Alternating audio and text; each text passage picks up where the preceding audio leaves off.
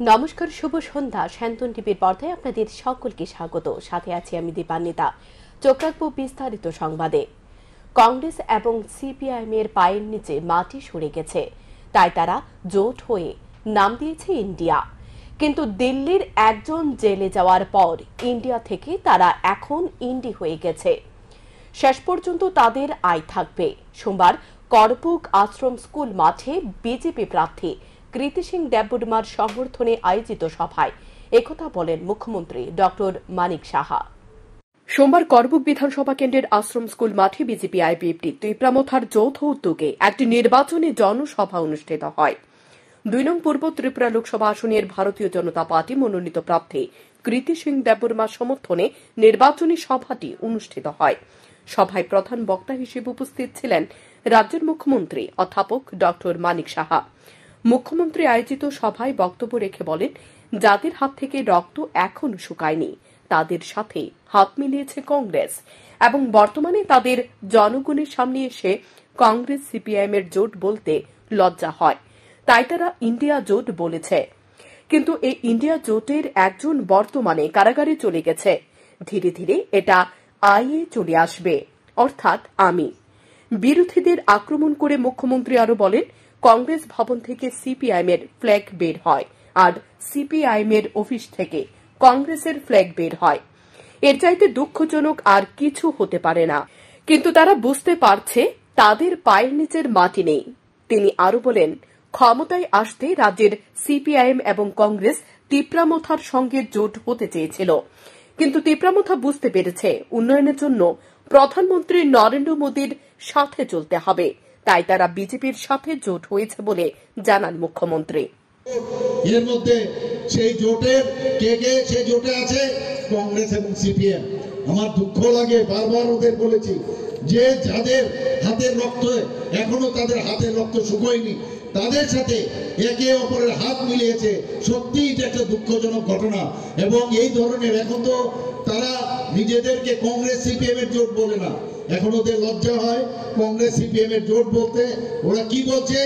India জোট, India জোট। India জোটের এত চলে গেছে, অ্যালায়েন্স তো নাই। আরেকজন কারাগারে দিল্লিতে, আপনারা সবাই জানেন, কারাগারে আছে। আস্তে আস্তে করে ওই ইন্ডি জোটের আয় চলে আসবে, আমি আর সাথে কেউ থাকবে না, এইভাবেই চলবে। বন্ধুগণ, দুঃখ হয় কংগ্রেসের তার অফিস থেকে, কংগ্রেসের ভবন থেকে তাদের এখন সিপিএম এর ফ্ল্যাগ বেরোয় আর সিপিএম এর অফিস থেকে কংগ্রেসের ফ্ল্যাগ পড়ে। এটা এক থেকে দুঃখজনক আর কি অবস্থা থাকতে পারে। এখন তাদের পায়ের নিচে মাটি সরে গেছে। সভায় এছাড়াও উপস্থিত ছিলেন প্রার্থী কৃতি সিং দেববর্মা, মন্ত্রী টিঙ্কু রায়, মন্ত্রী শুক্লাচরণ নোয়াতিয়া, স্থানীয় বিধায়ক সঞ্জয় মানিক ত্রিপুরা সহ অন্যান্যরা। সভায় দলীয় কর্মী সমর্থকদের উপস্থিতি ছিল বেশ লক্ষণীয়। শান্তন টিভি। জেরে অসুস্থ হওয়া অভিযুক্তের রহস্যজনক মৃত্যু জিবি হাসপাতালে। অভিযোগ উঠল পুলিশ এবং জিবি হাসপাতালের চিকিৎসকদের বিরুদ্ধে। মৃতের নাম বিমল সরকার, বাড়ি লঙ্কামুড়া এলাকায়। রাজধানীর রুষাবাজার সংলগ্ন এলাকায় এটিএম মেশিন ভাঙার চেষ্টার অভিযোগে গ্রেফতার হওয়া ব্যক্তির রহস্যজনক মৃত্যু হল জিবি হাসপাতালে। মৃতের নাম বিমল সরকার, বয়স ৩৫ বছর। মৃত ব্যক্তির ভাই ও তার বাবার কাছ থেকে জানা যায়, গত কয়েক বছর আগে তিনি এটিএম মেশিন ভাঙার চেষ্টার অভিযোগে গ্রেফতার হয়েছিলেন। সেই মামলায় কিছুদিন পরপরই তিনি গ্রেফতার হতেন। পরবর্তী সময় আদালত থেকে আবার জামিন পেয়ে যেতেন। গত বুধবার রাতে অভিযুক্ত বিমল সরকারের লঙ্কামুড়াস্থিত বাড়িতে যায় পুলিশ।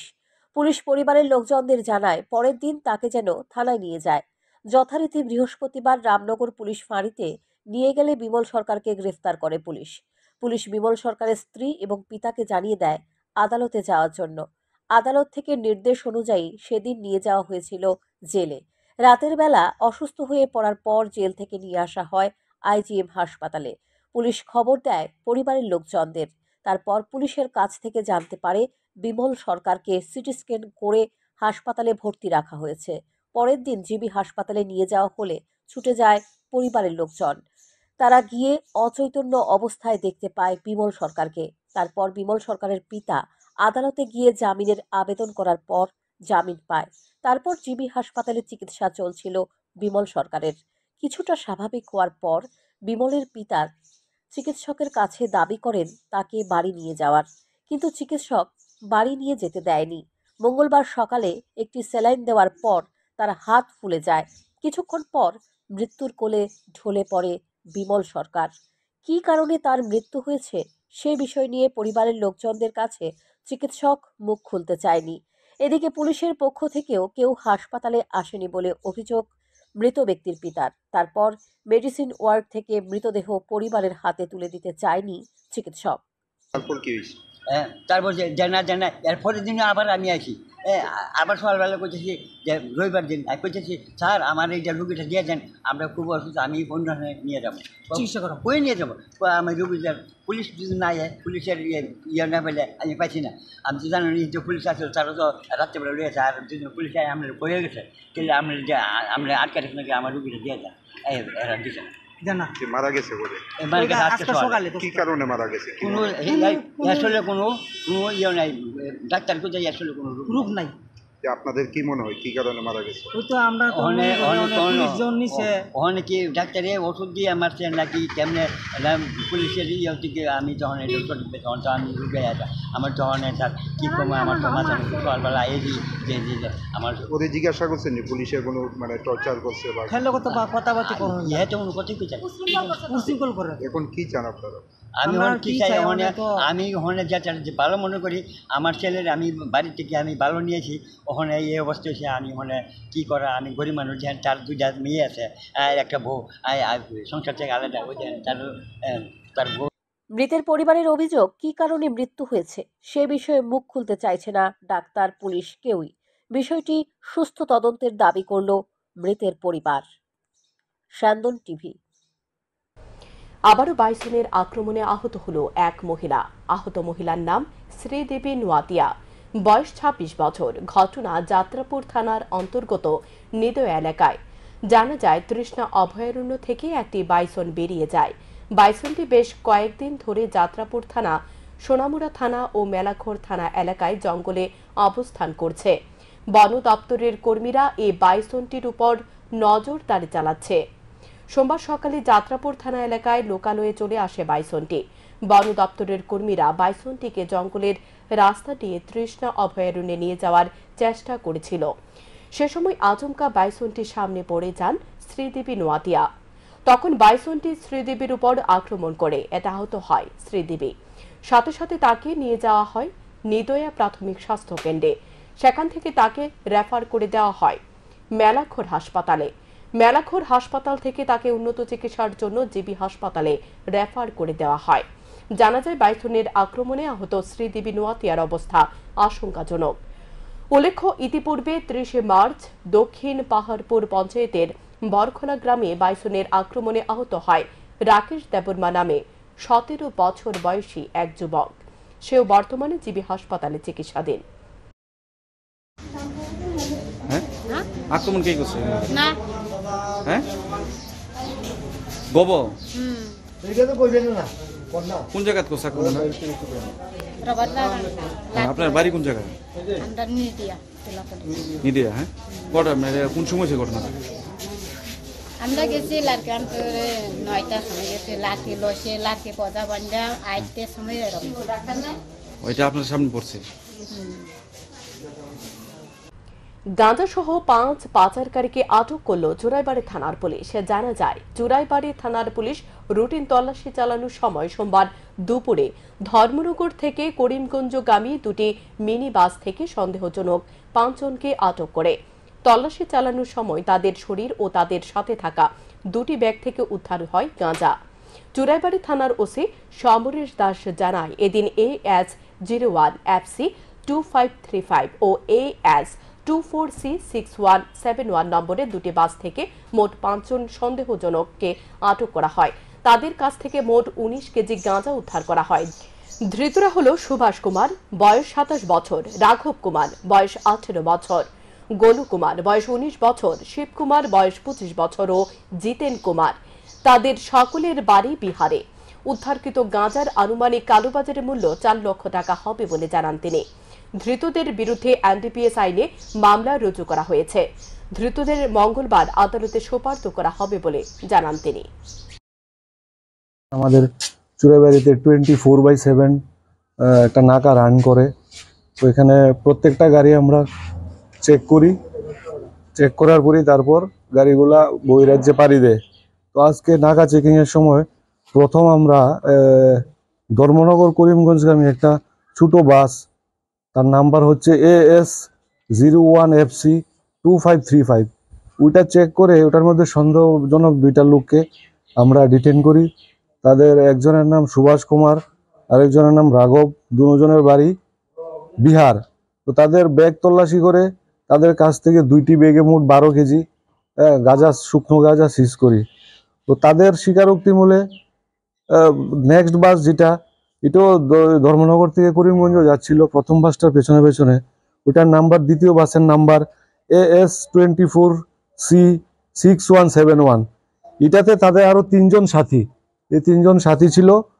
তো ওই বাসটা আটকানোর পর ওই বাসটাতেও আমরা সার্চ করি, ওই 3জনকে আমরা আটকাই এবং তাদের বডি তল্লাশির সময় বডিতে একদম অ্যাটাচ করা, পেটের মধ্যে একদম অ্যাটাচ করা বডি সেটিং, এখানে আমরা 7 কেজি গাঁজা সিজ করি 3জনের কাছ থেকে। প্রতি রবিবার অন্ধকারে ডুবে থাকে শাবনূর। শাবনূরের সাধারণ জনগণের প্রশ্ন, দীর্ঘ প্রায় 1 বছর যাবৎ প্রতি রবিবার কি হয় বিদ্যুৎ নিগমের কর্মীদের? সকাল 8টা থেকে সন্ধ্যা 5টা পর্যন্ত বিদ্যুৎ পরিষেবা বন্ধ রাখে তারা। আর এতে করে ছাত্রছাত্রী, অসুস্থ রোগী থেকে শুরু করে সাধারণ জনগণ নাজেহাল। এক শ্রেণীর মানুষের অভিযোগ, প্রতি রবিবার একইভাবে দিন কাটাতে হচ্ছে তাদের। সকাল 7টা 8টা থেকে বিকেল 5টা পর্যন্ত বিদ্যুৎ বিচ্ছিন্ন থাকে। গত রবিবার রাত 9টা পর্যন্ত বিদ্যুতের দেখা পায়নি তারা। একদিকে ভাবসা গরম, অপরদিকে পড়াশোনা করতেই তাদের চরম দুর্ভোগ পোহাতে হচ্ছে। কি কারণে এই ধরনের দুর্ভোগ সৃষ্টি করা হচ্ছে সে বিষয়ে জানা নেই সাধারণ গ্রাহকদের। বিদ্যুৎ পরিষেবা উন্নত করার স্বার্থে যদি বিদ্যুৎ পরিষেবা বন্ধ করে রাখতে হয় তাহলে একদিন কিংবা 2 দিন এভাবে বিদ্যুৎ লাইন বন্ধ রাখলে মেনে নেওয়া যায়। অথচ প্রতি রবিবার এই ধরনের দুর্ভোগ অসহনীয় হয়ে উঠছে শাবনূরবাসীর কাছে। বিষয়টি সরকারের দৃষ্টি আকর্ষণ করে কারণ জানতে চাইলেন শাবনূরবাসী। শাবনূরে কারেন্ট নেই? সকাল থেকেই নেই। সকাল কটা থেকে? প্রায় সকাল থেকেই তো, ঘুম থেকে উঠতে 7টা থেকে। এখনো তো প্রায় 8টা বাজছে, এখনো কি কারেন্ট এসেছে? না না না না, কোনো কারেন্টের কোনো মানে দেখা সাক্ষাৎই নেই। তো ছেলে মেয়েরা কিভাবে লেখাপড়া করছে? তো কেমনে ওই ক্যালেন্ডার জ্বালিয়ে, আর কীভাবে কষ্ট তো হয় কারেন্ট না থাকলে, সব দিকে যে প্রবলেম। আসন্ন লোকসভা নির্বাচনকে সামনে রেখে ভারতীয় জনতা পার্টির 28 তেলিয়ামুড়া মণ্ডলের উদ্যোগে সোমবার এক সাংগঠনিক বৈঠক অনুষ্ঠিত হয়। সাংগঠনিক বৈঠকে উপস্থিত ছিলেন প্রদেশ বিজেপির সভাপতি রাজীব ভট্টাচার্য, ত্রিপুরা বিধানসভার মুখ্য সচেতক তথা তেলিয়ামুড়া বিধানসভা কেন্দ্রের বিধায়িকা কল্যাণী সাহা রায় সহ ভারতীয় জনতা পার্টির অন্যান্য নেতৃত্বরা।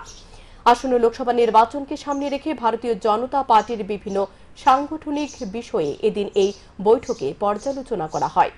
প্রদেশ সভাপতি রাজীব ভট্টাচার্য দাবি করেন, ত্রিপুরার 2টি লোকসভা আসনের মধ্যে 2টিতেই ভারতীয় জনতা পার্টির জয় নিশ্চিত। এখন শুধু বিরোধীদের জামানত জব্দ করার জন্য কাজ করছে ভারতীয় জনতা পার্টি।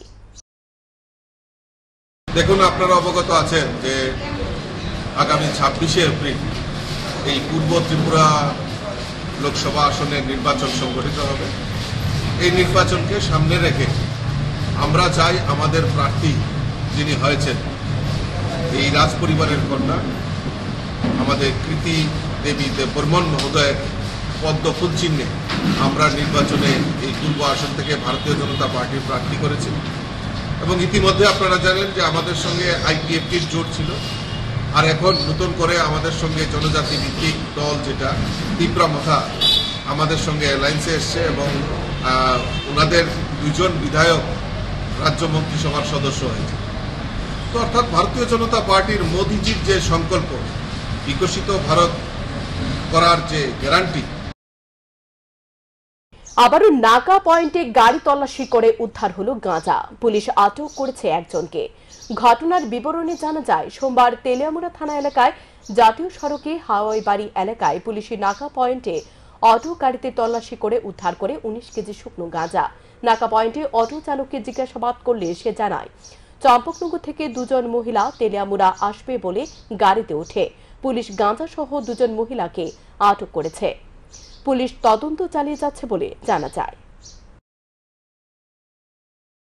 আমি হাইওয়ে থেকে চম্পকনগর সবজি লয়ে যায় নাকি আমি তো লাইন থাকে কারণ তা নাকি অলবান থেকে বইছি চম্পকনগর আবার রাস্তা ধরে চা খাইলাম ওই যেতে একটা টাকা লইলাম 12 লইলাম লই আইতে বরমুড়ার 2-3 জন টাইবেন তারপরে আইও বললাম কোন কেস আছে ইয়া কই করে একটা তেলে আমাকে দেখো পয়সা করো না আর আমরা তো নিজে কোনো ক্ষমতা নাই তারপরে জিগাই যখন এই উজ্জয় কথা কইছে বাইক গায়ও কষ্ট তোলাবো কষ্ট তোলানে বাইক আর যে একটা কিছু না তেলে আমার বন্ধ বাড়ি হইছে বাচ্চি ভাই বুঝছে তোমার গায়ে 50 টাকা করে 1200 আর না যে কোনো প্যাসেঞ্জার আমরা 50 টাকা করে আনি।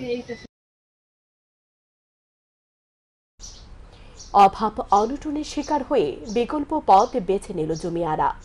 ফসল ভালো উৎপাদন না হওয়ায় তারা আর্থিক সংকটে ভুগছে বলে জানান মুঙ্গিয়াগামী ব্লকের অধীনে 18 মুড়া এডিসি ভিলেজের অন্তর্ভুক্ত 47 মাইল এলাকায় বসবাসকারী জমিয়ারা। পাহাড়ে আর্থিক অভাব অনটনের শিকার হয়ে বিকল্প পথ বেছে নিচ্ছে জমিয়ারা।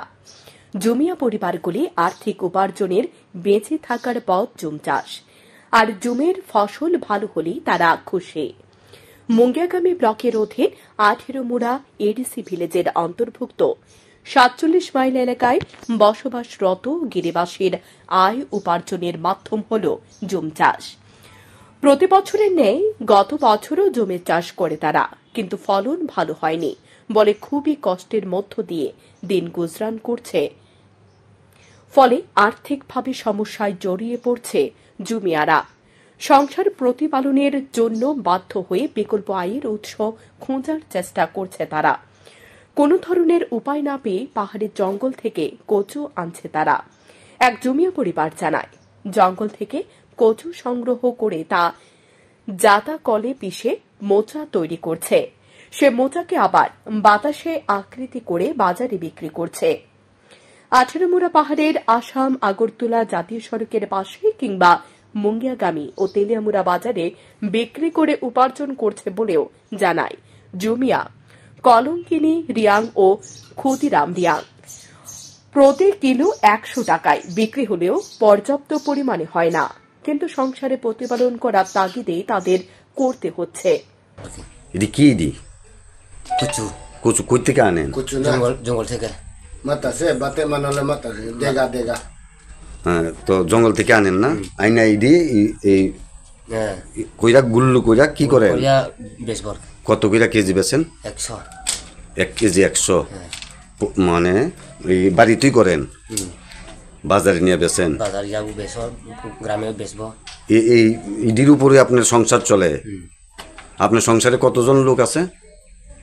12 জন আছে। 12 জনের মধ্যে সবাই কি এই কাজে ব্যস্ত না পড়াশোনাও করে কেউ? অন্যান্য বছরে জমির চাল, কুমড়, তিল, মিষ্টি কুমড় ইত্যাদি চাষ করে সংসার প্রতিপালন করতেন, কিন্তু বিগত বছর প্রাকৃতিক বিরূপ হওয়ায় আর্থিক ক্ষতির সম্মুখীন হচ্ছে জমিয়া পরিবারগুলি। সরকারিভাবে সাহায্য সহযোগিতা পেলে এ সমস্যা থেকে কিছুটা নিস্তার পাবে বলেও আশা ব্যক্ত করে জমিয়া পরিবারের সদস্যরা। শান্তন টিভি। প্রশাসনিক কাজে দুর্বলতার বলদা খাল এলাকাবাসীর দুঃখ দুর্দশা আজ ঘুচায় না।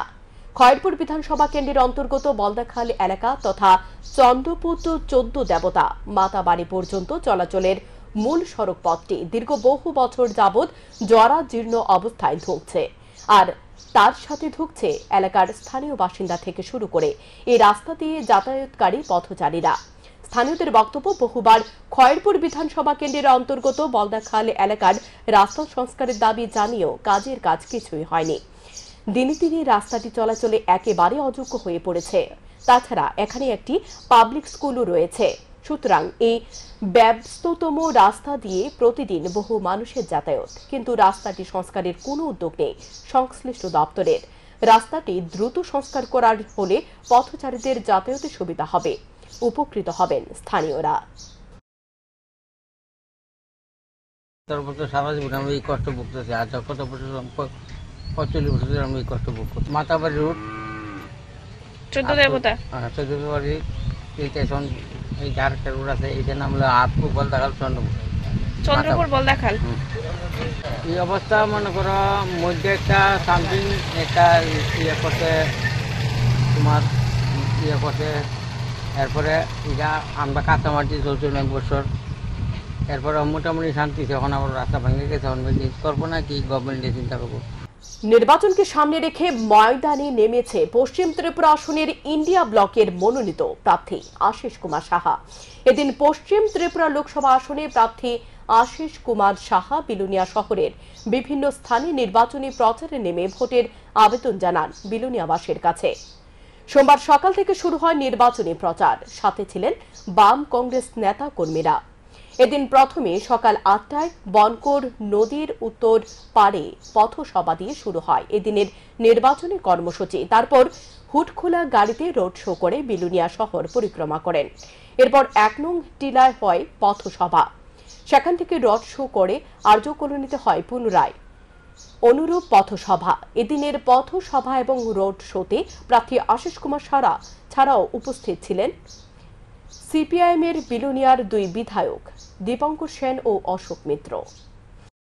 বিপুল পরিমাণ অর্থ সমাগম করে এই শাসক দলের হয়ে যারা আজকে তাদের অর্থ বলে বলিয়ান করছে, তাদের অর্থ তহবিল স্ফীত করছে, আর এই অর্থ বলে বলিয়ান হয়ে এই দেশের নির্বাচন থেকে শুরু করে সমস্ত গণতান্ত্রিক প্রতিষ্ঠানগুলিকে আজকে আঘাতপ্রাপ্ত করা হচ্ছে। স্বাধীন সত্তা বিশিষ্ট যে সমস্ত সংস্থাগুলি ভারতবর্ষের বুকে।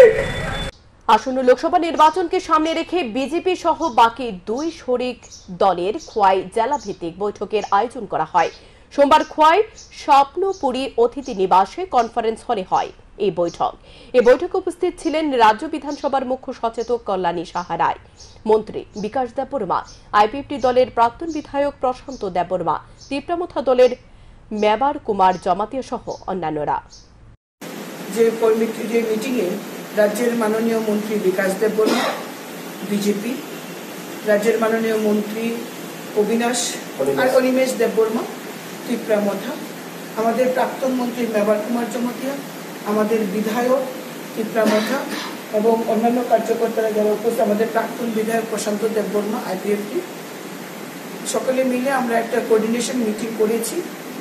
আপনারা জানেন ইতিমধ্যে রাজ্য স্তরে বিজেপি আইপিএফটি দলের সঙ্গে জোটে এসছেন আমাদের তিপ্রামথার বন্ধুরা, এবং 2023 সালে যে নির্বাচন হয়েছিল সেখানে 13টি আসনে তিপ্রামথা বিধায়ক হিসেবে বিজয়ী হয়। পরবর্তী সময়ে বিগত 1 বছর যাবৎ বিরোধী দলের আসনে বসে রাজ্যের বিভিন্ন গঠনমূলক আলোচনায় তারা অংশগ্রহণ করেন এবং তারাও চায় এক ত্রিপুরা শ্রেষ্ঠ ত্রিপুরা হোক। আসন্ন ত্রিপুরা ক্রিকেট অ্যাসোসিয়েশনের আয়োজিত বিভিন্ন টুর্নামেন্টে অংশগ্রহণ করার আগে পোলস্টার ক্লাব নিজেদের জার্সি উদ্বোধন করল সোমবার। এদিন ক্লাব প্রাঙ্গণে এর উদ্বোধন হয়। উপস্থিত ছিলেন ক্লাব সভাপতি গৌতম সরকার সহ অন্যান্যরা। খেলোয়াড়দের হাতে জার্সি তুলে দিলেন ক্লাব কর্তৃপক্ষ, পাশাপাশি ক্রিকেট দলের ঘোষণা করলেন ক্লাব সভাপতি। আজকে আমাদের পোস্টার ক্লাবের ত্রিপুরা ক্রিকেটের এ ডিভিশনের আমাদের রাজ্যে 14টা টিম রয়েছে, 6টা সুপার ডিভিশন আর 8টা হলো আমাদের এ ডিভিশন। এ ডিভিশনে যে খেলা গত 2022-23 আমরা আমাদের ক্লাব পোস্টার ক্লাব আমরা চ্যাম্পিয়ন হতে পারিনি। দৌড়গোড়া খেলার দৌড়গোড়া গিয়ে আমরা রানার্স হয়েছি। এই বছর আমরা 2024 আমরা খেলা শুরু হতে চলছে। আগামী 2 এপ্রিল থেকে যে খেলা শুরু হচ্ছে সেই খেলাতে আমাদের ক্লাবের 17 জনের আমরা টিম করেছি।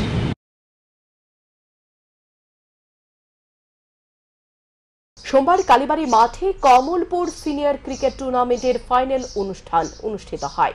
প্রথমে প্রয়াত কমলপুর ক্রিকেট অ্যাসোর যুগ্ম সম্পাদক রাজীব মজুমদারের স্মৃতিতে মাল্যদান ও পুষ্পার্ঘ্য অর্পণ করে শ্রদ্ধা জানানো হয়। প্রতিদ্বন্দ্বিতায় ছিল ডিয়ার ক্লাব বনাম আপনজন ক্লাব। প্রথমে ব্যাট করে আপনজন ক্লাব মাত্র ৮৬ রান করে, জবাবে ব্যাট করতে নেমে ডিয়ার ক্লাব ৫ উইকেটে জয়ের জন্য নির্ধারিত রান তুলে নেয়। সে সুবাদে চ্যাম্পিয়নের খেতাব বগল দাবা করে ডিয়ার ক্লাব। বিজয়ীদের হাতে পুরস্কার তুলে দেন বিধায়ক মনোজ কান্তি দেব, আর রানার্সের হাতে খেতাব তুলে দেন কমলপুর ক্রিকেট অ্যাসোর সভাপতি রাজেন্দ্র দাস ও কোষাধ্যক্ষ পরিতোষ চক্রবর্তী। কমলপুর ক্রিকেট অ্যাসোসিয়েশনের মধ্যে ফাইনাল ম্যাচ শুরু হয়েছে। ফাইনাল ম্যাচ শুরুর মধ্যে আপনজন এবং ডিয়ার ক্লাব অংশগ্রহণ করেছে। গতদিনও যেভাবে সুন্দরভাবে ক্রিকেট টুর্নামেন্টটা চলছিল, আজও এই সুন্দরটা বজায় রয়েছে, যাতে আরও বজায় থাকে শেষ মুহূর্ত পর্যন্ত। আর আগামী দিন যেন আরও আমরা এর থেকে ভালো ক্রিকেট কমলপুরকে আরও উপহার দিতে পারি এবং ত্রিপুরা রাজ্যের মধ্যে যাতে ক্রিকেটটাকে আরও সুন্দর এবং সুষ্ঠুভাবে নিয়ে কমলপুরকে আরও কমলপুরটাকে গর্বিত করে তুলতে পারি। এখনকার মতো সংবাদ এ পর্যন্ত। চোখ রাখুন স্যান্দন টিভির পর্দায়।